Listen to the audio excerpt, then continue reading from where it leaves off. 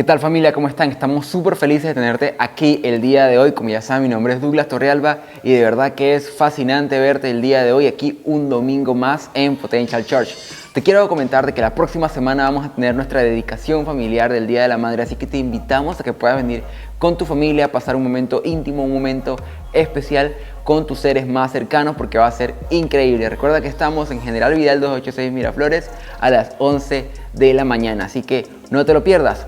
Así que bueno familia, vamos a preparar nuestros corazones para el mensaje del día de hoy. Recuerda que puedes seguir las notas de mensaje escaneando el código QR que aparece en pantalla y de esa manera no perderte ninguna palabra que tiene el pastor Troy el día de hoy. Así que familia, vamos a preparar nuestros corazones para la prédica de hoy. All right, we are on our way to get us some Dunkin' Donuts from the original Dunkin' Donut, the very first one. Don't despise small beginnings. And I know that there are lots of folks who get frustrated, and I'm being one of those, with small beginnings. The original Dunkin' Donuts.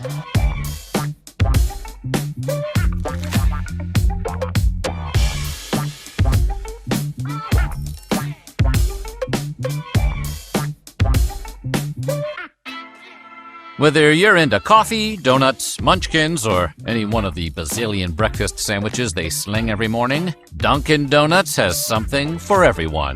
But Rome was not built in a day. And the same thing was true for America's most famous donut chain before it came to rule the East Coast with a double chocolate fist. So, today on Weird History Food, we're dipping into the history of Dunkin' Donuts. The chain now known as Dunkin' Donuts was founded in Quincy, Massachusetts in 1948 by a man named Duncan Q. Donuts. His name was actually William Rosenberg, but it should have been Donuts because donuts were his middle name. Rosenberg had already built a successful food truck operation serving the workers of Boston on their breaks. When he noticed that the coffee and donuts accounted for a full 50% of his profits, he got the idea to start a donut shop, then called Open Kettle. Rosenberg's shop quickly became known for selling more varieties of donuts than any of his competitors. How many more? Well, in those days, donut shops basically just sold a few standard varieties of donuts. Rosenberg offered 52. One for every week of the year.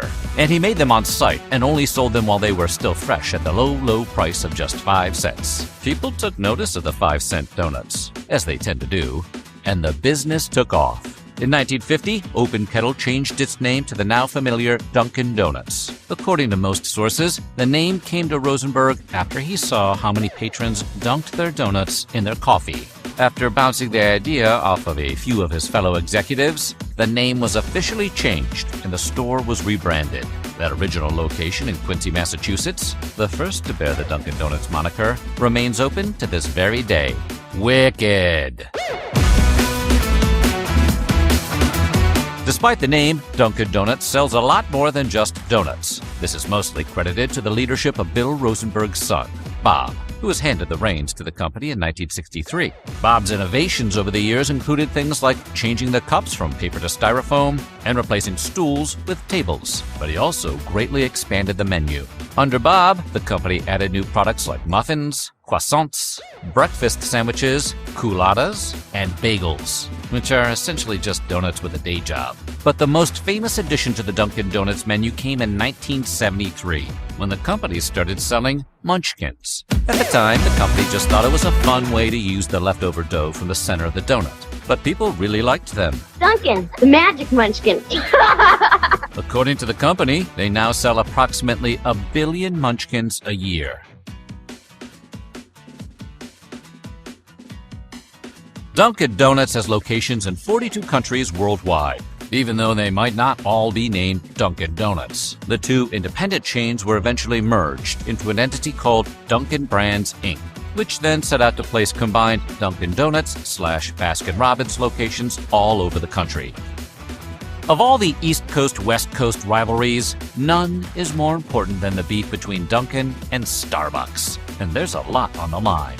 The two chains control more than half the U.S.'s entire retail coffee market combined.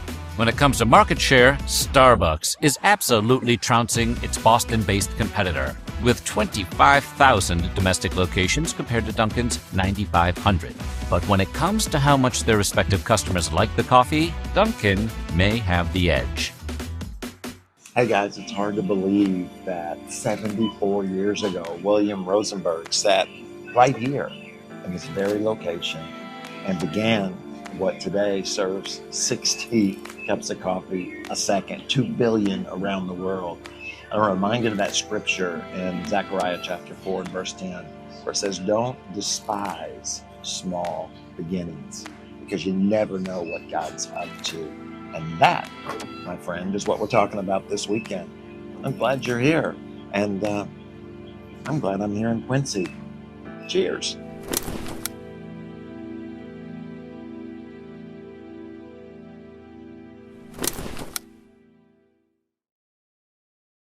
Dunkin' Donuts existe hoy porque tuvo la humildad de empezar. En otras palabras, no empezó con un préstamo grande, no empezó con un buen local, empezó con, pueden llamarlo una camioneta de comida, pero era más como un remolque de comida. Eventualmente eso creció a 200, pero tomó humildad para solo empezar. Porque sin la humildad, a menudo nos perdemos las aventuras de la vida. Steph y yo crecimos la mayoría del tiempo en Arkansas. Tengo que contarles, yo me mudé aquí cuando tenía 33 años. Durante 33 años hubo un pensamiento que nunca pasó por mi mente: esquiar en la nieve. Nunca fui a esquiar en la nieve, nunca había ido a las montañas. No conocía a nadie que haya esquiado en la nieve en esos 33 años. Después nos mudamos aquí y alguien decidió que quería llevarnos a esquiar en la nieve. Entonces, Steph y yo tuvimos que admitir que no sabíamos cómo esquiar en la nieve. Y para ese momento teníamos 40 años. Y es como, pero fuimos y aprendimos a esquiar un poco. Bajamos por la montaña sin matar a nadie, incluyendo a nosotros.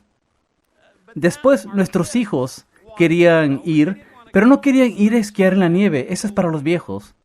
Querían hacer snowboarding. ¿Cuántos han practicado snowboarding? Bien, 5 de ustedes. Está bien, puedo ver que es bien popular. Pero, de todos modos, decidimos, vamos a ir. Y la primera cosa que sucede es que nos sientan y nos dicen que nos pongamos la tabla de snowboard. El problema es que después de ponernos la tabla, no pudimos levantarnos. Entonces, estamos como, Fue un reto difícil, pero nuestros hijos lo lograron y están practicando y todo eso. Steph y yo estamos en la colina para niños. Soy grande, mido como 1,93 m, no sé, pesaba como 108 kilos en esa época. Teníamos un hombre que estaba tratando de enseñarnos cómo hacerlo, así que se ponía al frente de nosotros, porque esta colina no era tan alta como este escenario. Está ahí frente a mí y está como, está bien, inclínate, haz esto, y yo continuaba atropellándolo, continuaba tumbándolo al suelo. Después, Steph podía bajar por la colina para niños, pero después tuvo que subir en lo que llaman la alfombra mágica, para llevarte de vuelta arriba, y ella paraba cayéndose de eso con su snowboard. Nunca aprendimos a hacer snowboard, pero fuimos lo suficiente humildes como personas de 40 años para arriesgarnos a parecer tontos. Hace unos años tuve la oportunidad de hablar en los Alpes, así que fuimos a los Alpes, en las afueras de Zúrich. No fuimos a esquiar porque no somos buenos en eso y no tratamos snowboarding, pero Bailey, nuestra hija, estaba con nosotros y decidió que íbamos a probar las raquetas de nieve. ¿Alguna vez han usado raquetas de nieve? Te pones estas raquetas y caminas encima de la nieve. Y uno de los hombres en el hotel es como un guía y dijo, no se preocupen de eso, es solo unas horas y me pueden seguir.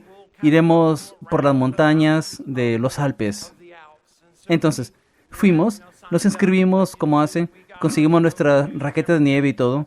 No tomó mucho tiempo para que me dé cuenta que las raquetas de nieve no fueron hechas para un hombre que mide 1,93 m y pesa 108 kilos, porque me hundí en esa nieve.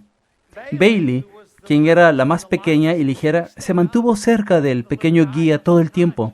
Solo caminaba. Detrás de ella estaba Stephanie.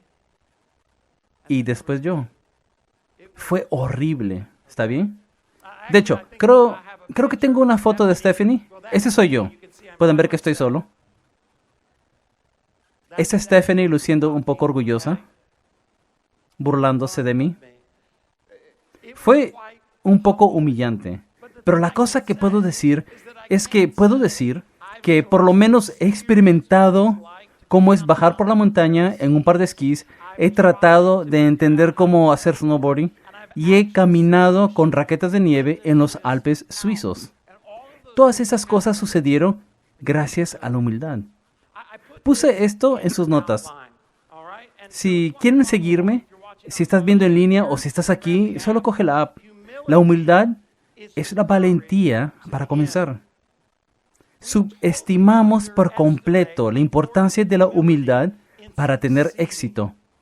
Dunkin' Donuts tuvo éxito porque su fundador fue lo suficiente humilde para empezar. Lo puse así. La humildad es la valentía para comenzar, arriesgarse a confiar en las promesas de Dios. La razón que algunos aún no experimentamos las oportunidades que Dios tiene para nosotros es porque no somos lo suficiente humildes. O pudiera decir que no tenemos la valentía para ser humildes y confiar en las promesas de Dios. Tenemos miedo de que vamos a lucir como tontos. Tenemos miedo de que Dios no cumplirá. Tenemos miedo de que la relación va a terminar. Tenemos miedo de que la compañía nunca empezará. Tenemos miedo de que Dios no va a proveer financieramente. Sea lo que sea, es falta de valentía. Porque tenemos miedo de ser humildes. La valentía, la humildad exige valentía. Mira lo que las Escrituras dicen en 1 Pedro. Y todos vístanse con humildad en su trato los unos con los otros. ¿Por qué? Porque las relaciones son riesgosas. Para que realmente tengas una buena relación, tienes que tener la valentía para ser humilde, ser honesto, ser vulnerable.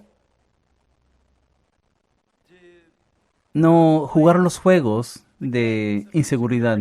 Dice, Dios se opone a los orgullosos, pero da gracia a los humildes.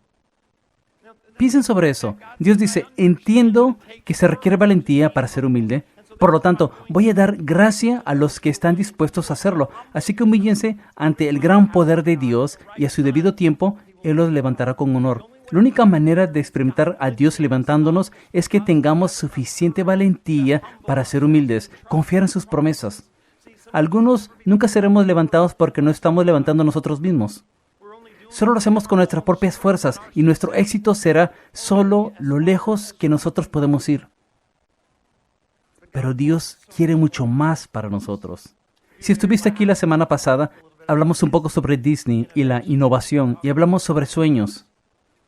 Vimos las escrituras y la historia de David queriendo construir el primer templo. Dios le dijo que no podía. Después Salomón lo construyó. Y estuvo de pie por más de 400 años. Hasta que Nabucodonosor apareció con los babilonios. Si conocen su historia, saben que Nabucodonosor y los babilonios destruyeron el templo de Salomón hasta el suelo. Destruyeron las murallas de Jerusalén. Destruyeron los hogares, los negocios. Y después llevaron en cautiverio a las mejores personas. Si han leído la historia de Daniel y el foso de leones, sucedió durante ese periodo de tiempo. Sadrach, Mesach y Abednego, los 3 chicos hebreos que fueron lanzados en el fuego, el horno. Todo sucedió durante ese tiempo. Así que se encuentran en Babilonia. El templo está destruido, las murallas están destruidas, la ciudad está destruida, están lejos de sus familias y hogares. Aún así, Dios les recuerda que aún no ha terminado con ellos. Miren lo que dice en Jeremías 29. Esto dice el Señor. Está hablando con estas personas que están cautivas en Babilonia, un país extranjero, que acaba de destruir todo lo que aman. Dice, ustedes permanecerán en Babilonia durante 70 años. Dice, van a estar aquí por un buen tiempo. Pero luego vendré y cumpliré todas las cosas buenas que les prometí y los llevaré de regreso a casa. Voy a llevarlos de vuelta a su hogar. Vamos a reconstruir su comunidad. Vamos a reconstruir el templo. Vamos a reiniciar los negocios. Miren, versículo 11. Pues yo sé los planes que tengo para ustedes. ¿Puede sentirse como si los he olvidado? Puede sentirse como si ya no estoy en control. Pero Dios dice, tengo un plan. Aún estoy en control. Dice, son planes para lo bueno y no para lo malo.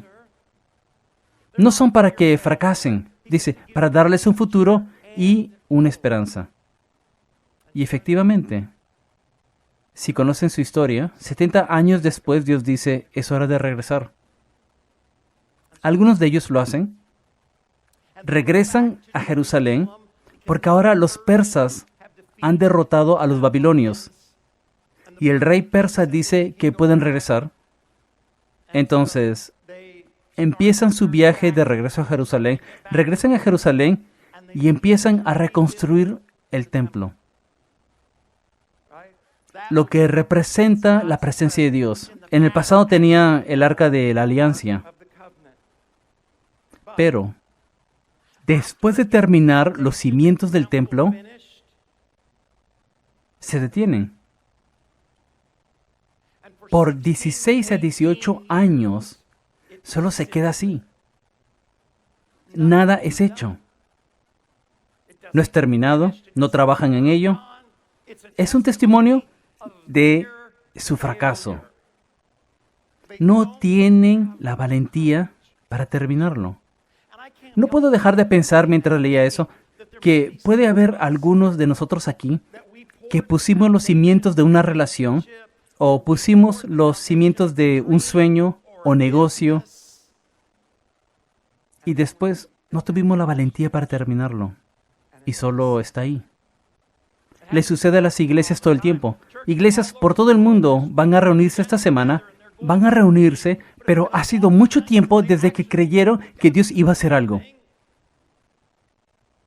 Incluso como cristianos, a veces estamos más preparados para lo que creemos que el enemigo va a hacer a nuestras finanzas, salud, hijos y comunidades de lo que Dios nos promete. Nos hemos distraído. Solo está ahí.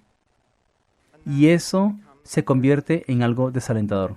Hemos perdido nuestra valentía. ¿Cómo la recuperamos?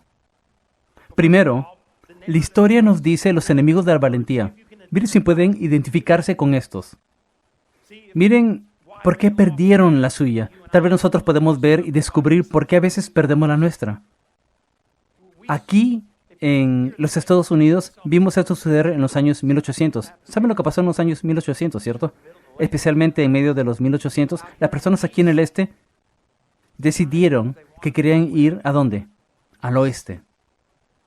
Entonces, hicieron senderos para carretas, todas las maneras diferentes para ir al oeste, porque el oro estaba en el oeste. Es donde las oportunidades estaban, California y especialmente Oregón. Había oportunidad, exploradores. El único problema fue que había montañas por el camino, ataques, enfermedades, fuegos y sequías. En otras palabras, para ir del este al oeste no era fácil. Entonces, hoy en día tenemos Utah y las Dakotas. ¿Saben por qué las personas viven ahí hoy? Porque sus antepasados se rindieron en llegar a Oregón y California.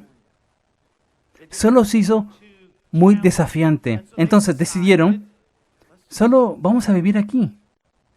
Eso es exactamente lo que algunos hemos hecho. Ahora repito, si estás viendo de las Dakotas, estoy seguro de que tú hubieras ido a California. Déjenme mostrarles a lo que me refiero. En Esdras 2:64 vemos la primera razón o enemigo de la valentía. Es simplemente la comodidad. La comodidad nos robará nuestra valentía. En Esdras 2, Dios dice, usa a los persas para decir que pueden regresar, hasta financian su viaje de regreso. Pero miren lo que dice. Así que un total de 42.360 personas regresaron a Judá. Es una cantidad pequeña. La mayoría de ellos estaban tan cómodos en Babilonia que solo decidieron quedarse. No es tan malo. Estos babilonios son buenas personas. Sé que somos cautivos, si quieres ser técnico. Jerusalén está bien lejos. ¿Quién sabe si llegaremos? ¿Quién sabe cómo va a ser cuando lleguemos? A veces no hacemos lo mismo. Nos ponemos muy cómodos donde estamos y perdemos la valentía de seguir hacia donde solíamos soñar. Pasó con COVID, ¿no es así? ¿Recuerdan los primeros días de COVID? Marzo, abril, mayo del 2020. Si conocías personas, hablaban sobre, no puedo esperar hasta que esto termine. Los niños regresarán a la escuela, quiero regresar al trabajo, necesitamos ir a las canchas de béisbol, hablar sobre ir de vacaciones. Todas las cosas que querían hacer, las personas están como, no puedo esperar hasta que esto termine para que nos quitemos estas mascarillas. Después, mientras continuaba, cuando había pasado la mayoría de COVID, adivinen qué, las personas estaban tan cómodas estando en casa que no querían regresar al trabajo. ¿Quieres que regresemos a la oficina? Tienes que estar bromeando. Me encanta trabajar en mi pijama. Las personas no querían regresar a la escuela. Las personas no querían regresar a la iglesia. Seguro hay algunas personas. Solo voy a hablar con estas personas por un minuto.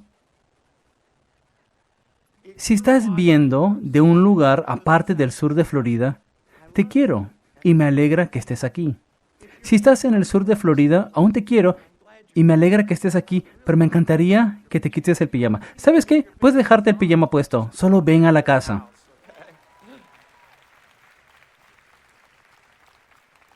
Porque nos ponemos cómodos, ¿no es así? Es fácil que eso suceda. ¿Recuerdan cuando estaban inspirados a ir al gimnasio? Y después nos ponemos cómodos. Solo compramos pantalones más grandes, ¿no es así? Leí un artículo, no sé si es bueno ir al gimnasio. Eso es lo que les sucedió a ellos. Y como consecuencia, perdemos nuestra valentía en nuestra comodidad. Así que solo unos cuantos regresaron. Y cuando regresan, empiezan el trabajo. Completan los cimientos, pero estaban decepcionados. Porque cuando Salomón construyó el templo, él fue una de las personas más ricas en todo el mundo. Tenía oro, plata y cedro. Tenía todo esto. Cuando los judíos regresan de Babilonia, Primero, no tienen trabajadores, porque la mayoría de las personas no regresaron. No tienen dinero u oro. Miren lo que pasa en Esdras 3. Sin embargo, muchos de los sacerdotes levitas y otros líderes de edad avanzada que habían visto el primer templo lloraron en voz alta al ver los cimientos del nuevo templo. Están como, esto no es tan bueno como el otro. Esto no es lo que pensamos que iba a ser. Su decepción causa que pierdan la valentía, que lo abandonen. Lo mismo puede pasarnos a nosotros. Cuando lo que pensamos que iba a pasar no es exactamente lo que pasa. Nos decepcionamos. Y en vez de aceptar esa humildad y tener la valentía, solo pasamos a otra cosa. La Biblia dice que lloraron y por unos 16 a 18 años no hicieron nada. Nunca será como el primero. Estaban atascados en el pasado, así que no podían avanzar hacia el futuro. Eso sucede en las relaciones. Las personas tienen relaciones y están como, esto no es como pensé que iba a ser. Y después tienen miedo. No tienen la valentía para entrar en otra amistad u otra relación. Sucede en el ministerio de las personas. Ser parte del pueblo de Dios y casa de Dios, las personas son lastimadas. ¿Cuántas veces has hablado con alguien que ha pasado por algo en una iglesia? Y siempre habrá dolor en una iglesia. ¿Saben por qué? ¿Cierto? Porque somos personas. Han sido 10 años, 16 años. Han perdido la valentía para ser vulnerables. Decepcionados que no fue lo que pensamos. Entonces, por 16 o 18 años se queda ahí. Pero no solo estaban cómodos y no solo estaban decepcionados. Otro enemigo de mi valentía y la tuya son los ataques reales. La mayoría de las personas quieren que te conformes con el promedio. La mayoría no quieren que seas exitoso. No es porque te odian, solo no quieren sentirse mal sobre ellos mismos. Miren lo que dice en Esdras 4. Entonces los habitantes del lugar intentaron desalentar e intimidar al pueblo de Judá para impedirle que siguiera trabajando. Sobornaron a algunos funcionarios para que actuaran en contra de ellos y frustraron sus planes. Trataron de hacer que tengan miedo, porque el miedo tiene una manera de robarnos la valentía. ¿Sabían que el miedo puede paralizarnos más que el dolor? Pasas por algo que es doloroso. No es el dolor, es miedo al dolor que a menudo nos paraliza. Le sucede a los atletas todo el tiempo. Tienes alguna clase de lesión, sales y juegas, haces todo lo que puedes. Después vas a ver al doctor y el doctor dice, Dios mío, ¿te has dado cuenta que te has desgarrado la rodilla? La próxima vez que estás en la cancha y alguien se te acerca, sales del camino porque temes por tu rodilla. Antes de que pongan stents en mi corazón, yo jugaba mucho softball y cosas así aquí. No me sentía bien, pero a veces estaba corriendo y de repente mi corazón latía con fuerza y esas cosas. Se lo mencionaba a Stephanie, pero nunca paraba de correr. Nunca paré de jugar. Pero después fui al doctor y me dijo, Dios mío, tienes un bloqueo. No tendrás un paro cardíaco. Tu corazón va a explotar. Así que me pusieron en una ambulancia, me llevaron a otro hospital, me pusieron los stents en el corazón. Aunque ahora estoy arreglado, si estoy corriendo y siento algo raro, el miedo puede paralizarme. Ataques a menudo causan que perdamos nuestra valentía. Esta es la realidad. Serás atacado. El enemigo irá contra ti. Las escrituras dicen que tenemos un adversario. Es como un león rugiente buscando a quien puede devorar. Quiere robar, matar y destruir. No solo tenemos un adversario, adivinen qué. Tenemos la humanidad y el Internet. Seremos atacados. Puede causar que perdamos nuestra valentía, alejarnos de las relaciones, alejarnos de sueños. Como dije, literalmente decenas de millones de personas se reunirán en iglesias este fin de semana y sin embargo pocas de ellas tienen alguna clase de expectativa de que Dios va a hacer algo.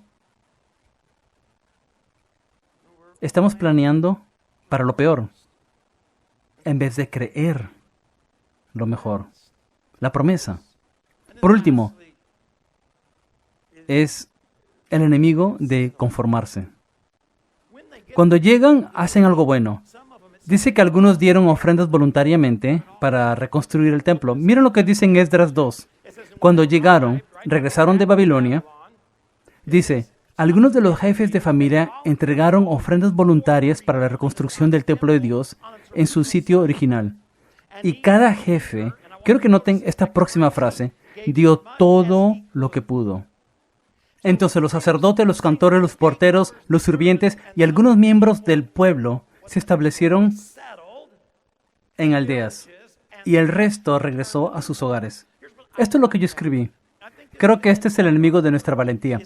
Es conformarnos con lo que nosotros podemos hacer. Lo que noté cuando leí eso es que dice que dieron todo lo que pudieron. En otras palabras, habían perdido la valentía de creer que Dios puede hacer mucho más que nosotros. La razón es que a veces nunca experimentamos nuestro destino o nunca experimentamos nuestro potencial es porque lo único que hacemos es lo que nosotros podemos hacer. Lo escribí así en mis notas. Dios quiere que tengamos la valentía de confiarle más de lo que podemos hacer. Dios quiere que vayamos más allá. Recuerdo hace años, aquí, Dios tocó el corazón de Steph y el mío a hacer una serie llamada Revolución de Regalos.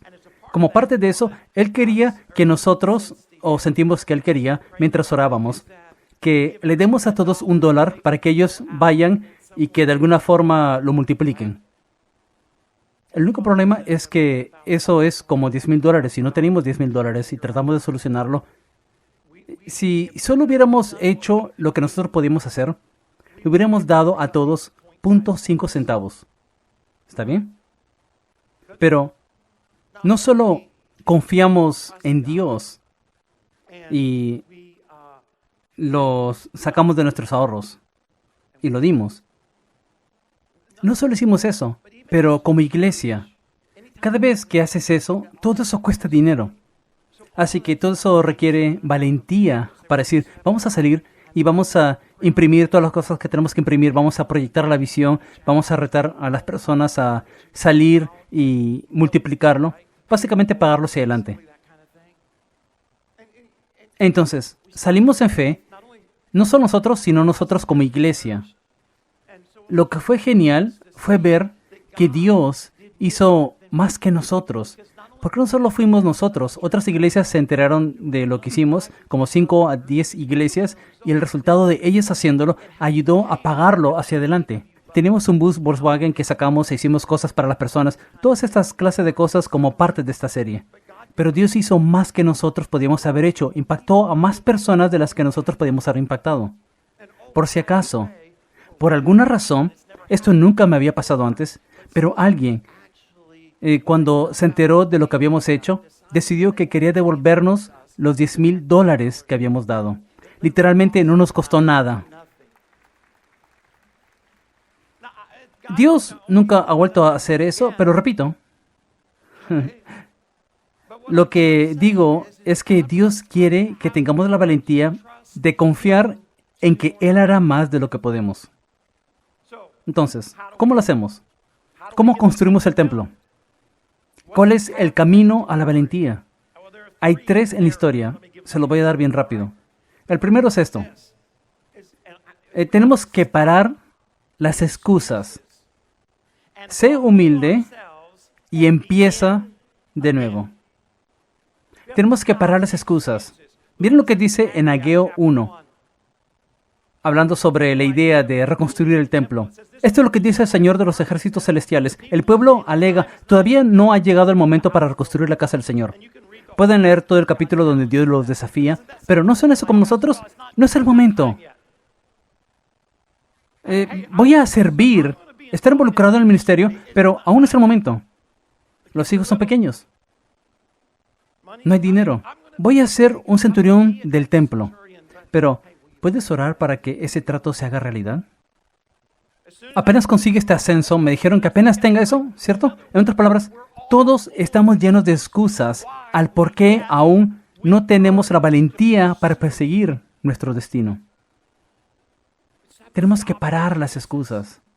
Miren lo que William Rosenberg, el fundador de Dunkin' Donuts, dijo: la vida te pondrá a prueba. Es una promesa. Eso es lo que haces con los retos que determinan tu fracaso o éxito. Necesitamos personas que entrarán en nuestras vidas y dirán: escucha, solo necesitas parar las excusas. La razón que damos excusas es porque somos muy egoístas para arriesgarnos o no estamos dispuestos a ser lo suficiente humildes para confiar en Dios. Se requiere mucha humildad para confiar en Dios. Tienes que estar dispuesto a ponerlo todo en riesgo. Hace poco, Tyler, mi hijo mayor, me retó. Dijo: ¿sabes, papá? Hablamos sobre 50 campus, 100,000 personas, 150 millones de dólares. Y me dijo: ¿sabes qué? Necesitamos estar serios sobre perseguir eso. Necesitamos dejar de hablar de eso. Necesitamos dejar de hacer excusas y avanzar hacia adelante. Miren lo que dice en Zacarías 4. No menosprecien estos modestos comienzos, porque el Señor se alegrará cuando vea que el trabajo se inicia y que la plomada es una herramienta que se usa en la construcción. Zorobabel era el contratista para el segundo templo. En otras palabras, esto es lo que dice: no menosprecien los pasos pequeños. En otras palabras, empieza. Sé lo suficiente humilde para empezar. Es bien fácil para nosotros querer esperar hasta que todo esté más grande antes de empezar. Cuando nos reto a ser obedientes en nuestro dar, varias veces pensamos: voy a dar, pero en este momento no importa, no es. Eso es solo la arrogancia de nuestra parte, ¿no es así? No desprecies los pasos pequeños. Solo da un paso. Tengo que empezar el negocio, pero tengo que esperar a que llegue el préstamo. No desprecies los pasos pequeños. No tengas tanto miedo de lo que las personas van a pensar que no estás dispuesto a vender un par de donas de la parte trasera de una camioneta. Porque a Dios le encanta cuando comenzamos. Creo que nos reta como individuos e iglesias a empezar. Comenzar. Para de hacer excusas. El segundo dice: deja de fingir, sé humilde y sé transformado. Miren lo que dice. Zacarías está hablando con Zorobabel. Entonces me dijo: el Señor dice a Zorobabel, el contratista de este segundo templo: no es por el poder ni por la fuerza. ¿Cómo vamos a construir este templo? No tenemos muchas personas, no tenemos mucho dinero. No es por el poder ni por la fuerza, sino por mi espíritu, dice el Señor de los ejércitos celestiales. Continúa y dice: nada impedirá, ni siquiera una montaña gigantesca se convertirá en llanura delante de él. No por el poder ni por la fuerza, sino por mi espíritu. ¿Qué significa eso? Suena bien, escucho a las personas decir eso, hasta escucho a las personas cantarlo. ¿Qué le está diciendo a Zorobabel? Quien se encuentra sin muchas personas, sin mucho dinero o recursos y sin mucho poder. Dice: ese templo no va a ser construido por el poder o la fuerza. Lo mismo es cierto para nosotros. No vamos a cumplir nuestro destino por el poder y la fuerza. ¿Por qué? Porque el sueño que Dios tiene para ti es más grande de lo que el poder y la fuerza puede cumplir. Lo que Dios quiere hacer a través de Potential Church es más grande de lo que cualquier banco o cualquiera pueda hacer. Así que no es por el poder o la fuerza, es por mi espíritu, dice el Señor. Así que, como cristianos, ¿sabe lo que tendemos a hacer? Tendemos a pensar: necesito ser espiritual. Eso es lo que necesito hacer. Por lo menos necesito convencer a las personas que soy espiritual. Este es el problema sobre realmente ser espiritual. Eso exige transformación. Tengo que ser honesto sobre quién soy de verdad para poder ser transformado. Lo que tratamos de hacer es, no tengo el dinero, no tengo esto, no tengo eso. Entonces, Dios va a hacerlo porque soy espiritual. Voy a leerles Malaquías 1.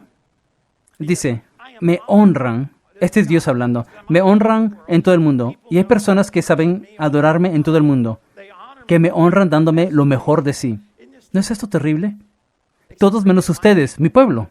Tengo que pensar que Dios nos diría a nosotros, excepto mi iglesia.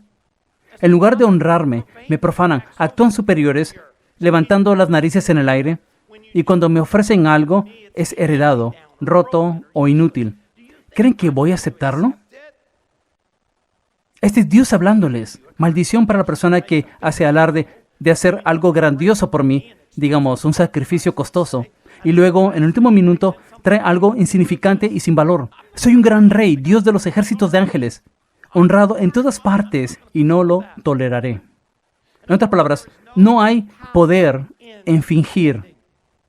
Esto es a lo que me refiero con esto. En mi experiencia, las personas leen este versículo y asumen que deben ser espirituales, y para ser espirituales es difícil hablar sobre cosas como las profecías, lenguas y milagros. Quiero que entiendan, yo creo en los dones de los que las Escrituras hablan, pero he visto muchos que hablan sobre su profecía que no pueden comprometerse a la casa de Dios. No pueden ser fieles con sus finanzas. En otras palabras, tratamos de fingir ser espirituales.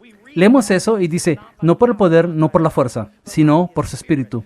Eso significa que necesito hablar sobre todas las lenguas en las que puedo hablar, o las profecías que puedo declarar, o los milagros de los que he sido parte. Pero ¿qué nos dice la Biblia? Que el Espíritu es. Bueno, en Gálatas 5 dice esto. En cambio, la clase de fruto que el Espíritu Santo produce: amor, alegría, paz, paciencia, gentileza, bondad, fidelidad, humildad y control propio. Hasta Pablo lidia con esto en 1 Corintios. Dice, aún así, si toda la iglesia se reúne y todos empiezan a hablar en lenguas extrañas, y si entran algunas personas comunes o incrédulas, ¿no dirán que están todos locos? Pero si todos están proclamando el mensaje de Dios, cuando algunos incrédulos o personas comunes entren, quedarán convencidos de su pecado. Serán juzgados por todo lo que escuchen. En otras palabras, lo que yo creo que Dios trata de recordarnos es que Él está mucho más preocupado con nosotros estando transformados. Y para estar realmente transformados, tenemos que ser lo suficiente humildes para admitir nuestro orgullo, nuestra ira, nuestra arrogancia, nuestro egoísmo, nuestro miedo. Es mucho más fácil para mí hablar sobre cosas espirituales y fingir saber o experimentar eso de lo que es ser transformado. Si queremos cambiar el mundo, entonces necesitamos ser personas de amor. No es lo grande que la profecía o el milagro es del que vas a ser parte, es cuánto puedes amar a tu ex cónyuge que ha hecho cosas que no son justas. ¿Puedes perdonarlo? ¿Qué tal ese colega que te traicionó? ¿Qué tal ese supervisor que te despidió cuando estabas de vacaciones? Esas son las cosas que realmente empoderan la transformación. Esas son las cosas que cambian el mundo. No es que esas otras cosas no son bíblicas y no suceden. En la iglesia, especialmente en el 2024, incluso en 1 Corintios, tratamos de elevar esas cosas como evidencia de nuestra espiritualidad. Y las Escrituras dicen que el amor, alegría, paz, paciencia, gentileza en el mall, en la autopista, en la universidad y en la escuela. Gentileza en Facebook, en Twitch y en YouTube. Esas son evidencias de una verdadera transformación, pero la única manera que podemos ser transformados es si dejamos de hacer excusas por nuestro comportamiento. Me metieron el auto en el tráfico, recibieron lo que merecían. No. Dios dice que hay algo malo con tu corazón. No entiendes, ella se llevó a los niños. No entiendes, él me llevó a la corte. Tienes razón, no entiendo esas cosas y no trato de minimizar esas cosas, pero nuestro Dios, quien puede tumbar una montaña, puede lidiar con tu excónyuge, puede lidiar con tu supervisor, puede lidiar con tu colega. Eso es lo que las Escrituras dicen. Entonces, tenemos que dejar de fingir.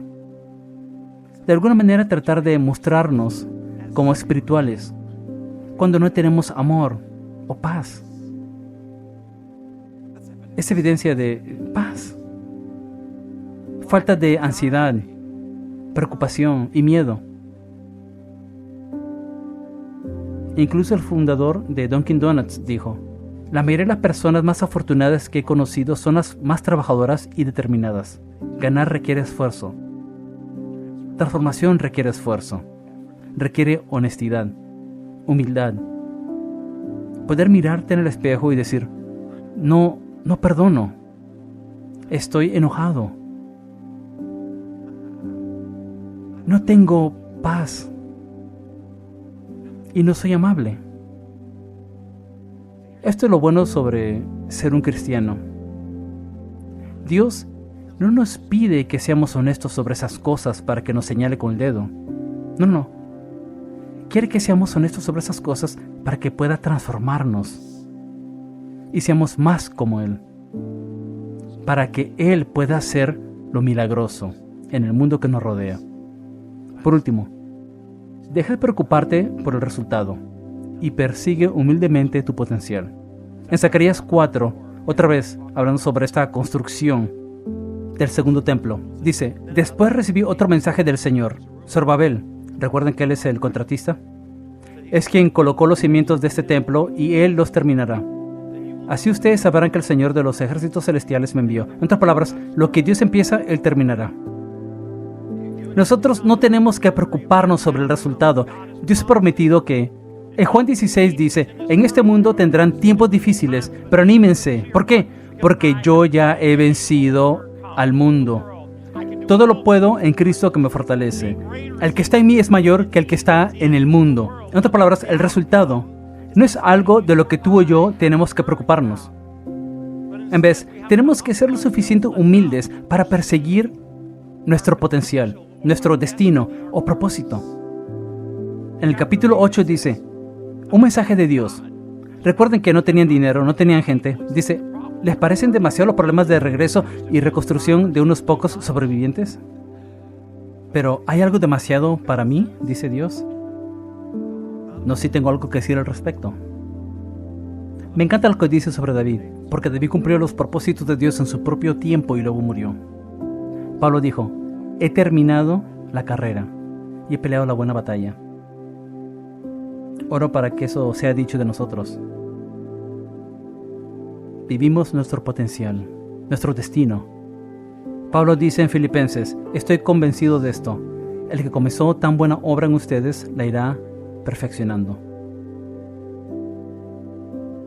El primer templo fue destruido por los babilonios. Esdras 6 dice: la construcción del templo se completó el 12 de marzo. Oro para que eso sea dicho del propósito por el cual Dios nos ha creado. Se completó. Les tomó 4 años después de empezar a trabajar otra vez, pero desperdiciaron 16 a 18. ¿Cuántos vamos a desperdiciar nosotros? Podemos elegirnos así. Escribí esto y oraré por nosotros. ¿Tenemos la valentía para vivir nuestro potencial? ¿Estamos dispuestos a ser lo suficiente humildes para confiar en la promesa de Dios? ¿Lo seguiremos en nuestras relaciones, finanzas? Incline sus rostros. Padre, te agradezco por la verdad de tu palabra.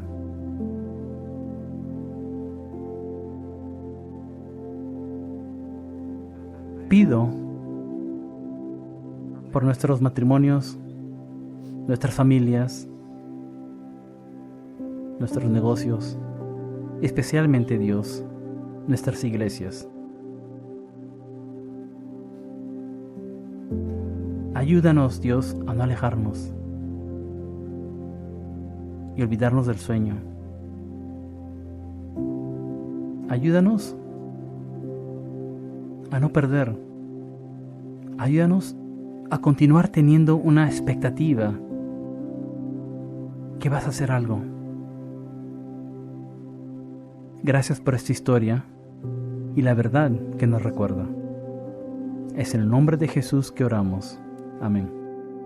Qué importante es poder escuchar siempre la palabra de Dios y ser desafiados cada domingo a seguir aprendiendo y poner en práctica todo lo que cada domingo nuestro pastor nos va enseñando, ayudándonos a realmente poder seguir transformando nuestro corazón al corazón de Jesucristo.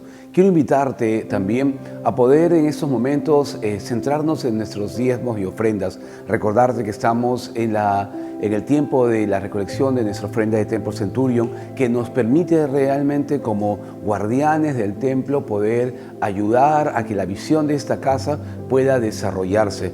Recuerda que con esta ofrenda nosotros podemos alcanzar diferentes metas que nos hemos puesto para la comunidad, para nosotros mismos como congregación y para poder alcanzar a más personas para Jesucristo. Quiero invitarte ahora a tomarte un tiempo para poner en tu corazón qué es lo que vas a dar como parte de tu ofrenda al Señor, como parte de tu diezmo al Señor. Quiero ayudarte con esta oración, recordando siempre que la palabra de Dios dice: pruébame en esto y yo abriré la ventana de los cielos. Señor Jesús, te damos gracias porque tú has provisto para nosotros de alimento, de techo, has provisto en nosotros de amor, de sabiduría, y venimos en esta noche a darte lo mejor de nosotros. Recibe nuestras ofrendas, recibe nuestros diezmos, que lo damos con alegría en nuestro corazón. Te damos gracias porque sabemos que tú eres el Dios que provee el pan y el abrigo para nuestra casa, para nuestras empresas, para nuestros emprendimientos. Te damos gracias, Padre, en el nombre de Jesús. Amén. Creemos que una vida generosa es una vida llena de bendición que alegra el corazón de Dios. Como vemos en Hechos 20:35, en todo se ha enseñado que, trabajando así, se debe ayudar a los necesitados y recordar las palabras del Señor Jesús que dijo: más bienaventurado es dar que recibir. Como misioneras estamos comprometidas a trabajar por el futuro de los niños y por las familias de bajos recursos dentro de nuestro país. Así que te invitamos a que puedas ser parte de Temple Centurion, porque si cuidamos de los demás, Dios va a cuidar de nosotros.